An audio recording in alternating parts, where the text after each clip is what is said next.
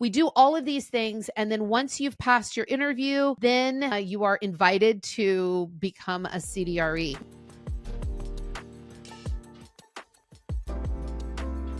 So, how do I become a certified divorce real estate expert or a CDRE? I get this question all the time. People DM me, call me, text me, email me, wanting to know what is the process to become one. And so, here, I'm going to go ahead and break it down for you. So, in order to become a CDRE, the first thing is that we only take experienced agents. The reason why is because to get into the divorce space, it's probably the most complex real estate an agent can take. We're dealing with property that's under litigation, two people that do not get along that we have to represent on the same side of the transaction. We've got court orders that have to be followed. And a lot of times in divorce cases, the property is not kept up. It's a lot of times got deferred maintenance because the sale of the property is actually not the most important thing going on in the divorce case. Secondly, the title to the property is oftentimes clouded with something. So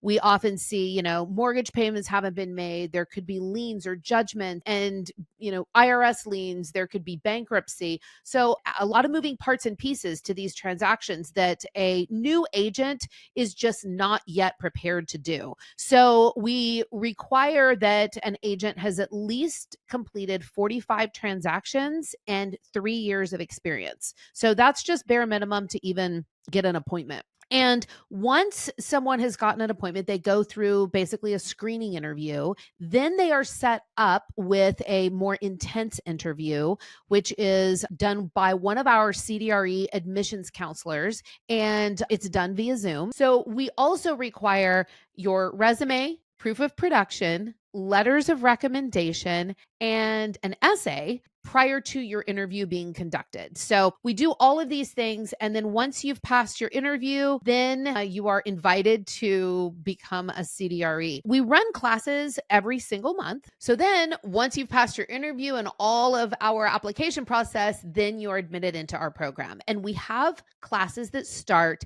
every month on the first Monday of each and every month. So it is a 12-week program, and each week has a lesson. And then we have live office hours that is done with me. It's on Zoom, and that's done on Thursdays. And then there's a weekly test on Friday. So our lessons, they range from week 1, we have orientation. Then we have the intersection of divorce and real estate, because it's really important that we understand how the litigation process and the process of a divorce, where does real estate fit into all of that? So we as realtors are used to not having to work with these strings of, litigation and courts and that sort of thing involved in our listing. But it's really important that we understand what their process is so that our process can kind of dovetail with it nicely. Then we have a class it's called Taking the Stand, and that has to do with testifying. So as a divorce real estate agent, you are the number one witness to everything going on with the sale of the property typically. So it's important that we know and we are willing to testify should things go awry.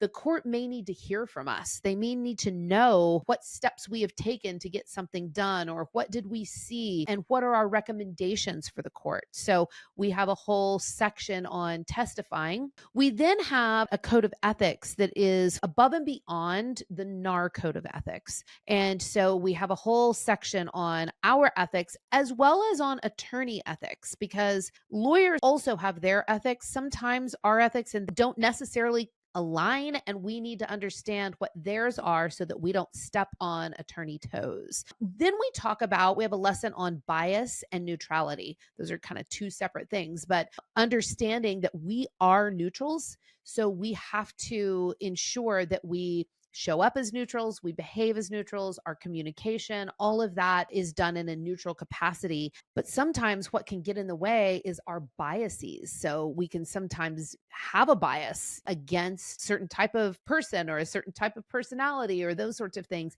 Everyone has biases. So it's important that we understand what ours are, we recognize them so that we can get past them and show up as neutrals. Otherwise, we become aligned with one side, and that is not going to work. So then we have lesson 6 is our divorce listing process. So when you take a listing in a divorce case, there is a very specific protocol that we have and that we teach. And it's actually based on how I've constructed my listings for 19 years. And we want to make sure that we prevent as many conflicts, we prevent pitfalls, we see things before the clients do.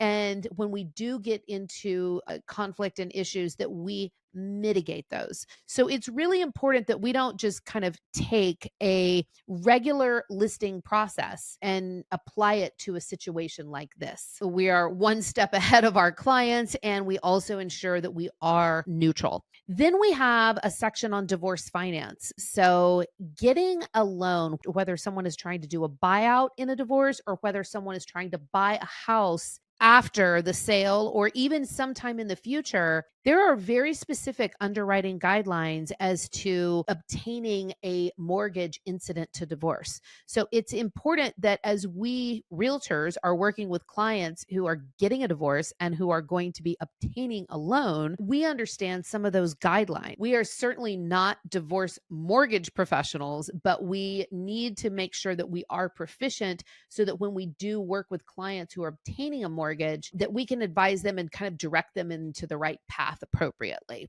And then our 8th week is about business development. So in order to build a business and be a resource to family law attorneys and clients, it's important that we understand how we need to build our business very appropriately. Because once you've had this type of education, you truly have so much to offer to the family law community. It is really our mission to ensure that divorcing homeowners are given the best chance at maximizing their equity so that they can move on in their life, and so that it's done with the least amount of credit damage, and they can literally come out of this divorce listing in the best possible light. It's also important that we educate divorce attorneys and divorce professionals because they're being asked to give advice, to construct orders, to craft agreements that have to do with the real estate portion of a case.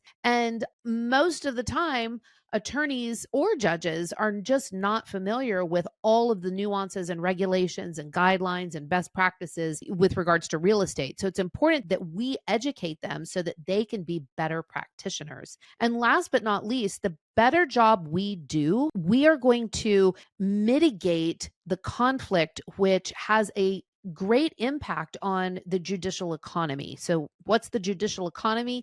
The judicial economy has to do with basically the workload of courts and of judges. And the more that litigants have to go into court and have to have judges make decisions for them, the more bogged down the system gets. So if we can do our job effectively and appropriately, then we will in fact reduce how many times a judge is going to have to hear issues with regards to the real estate piece of the divorce. So our job is very important in the whole role of a divorce case and of the family law system. So we educate realtors so that they are very well equipped with that. And having said that, it's also important that, like I said, we introduce ourselves to our family law communities in such a way that they understand it, that we're not just a typical agent looking for their next deal, that we actually are there to walk alongside them and to be an expert resource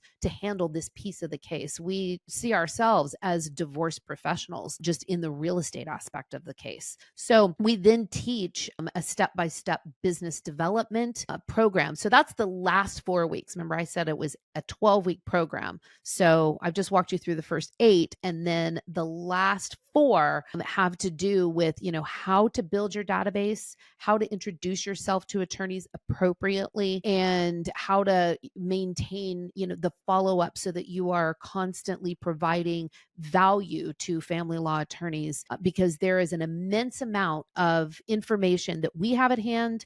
There's an immense amount of experience that we have that the family law attorneys and system really needs and can utilize. We just have to know how to tap into it and how to bring it to them. So that is, in a nutshell, how you become a certified divorce real estate expert. We then have a final exam, and our final exam, it's a 50 question, a true, false, multiple choice, and then it's two parts. So that is part one. Part two is a live mock testimony with one of our family law attorneys. So you'll show up on Zoom. You'll be all prepared. Don't worry, but you'll show up on Zoom and you will actually do a mock testimony as though you are on the stand. So that's how you do it. And then once you become a CDRE, there are a couple of paths. One is if you're invited to join our master club, which is our monthly support where we go through case studies. You have 24/7 access to the team, to the community. We provide you with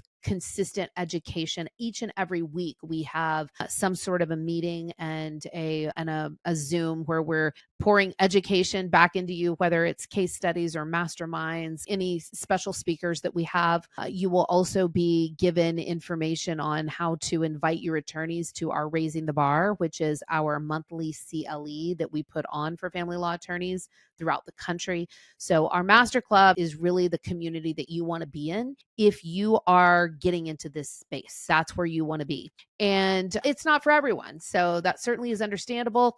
And so if you don't want to be in master club, you can still be a CDRE. We just have continuing education annually that you must fulfill. And then you can continue retaining your CDRE credential at that point. So anyway, hopefully this has answered your question. If you continue to have any questions and answer your questions, please drop me a comment. I look at my comments. I will make sure that I answer it for you. If you have a question, I'm sure somebody else has a question. So, I'm sure it's worthwhile to drop a comment and continue to subscribe to my channel so that I can continue to give you guys information, because realtors are a vital part of the process in divorce. And so I'm all very passionate about ensuring that our industry is educated. Have a good one, everybody.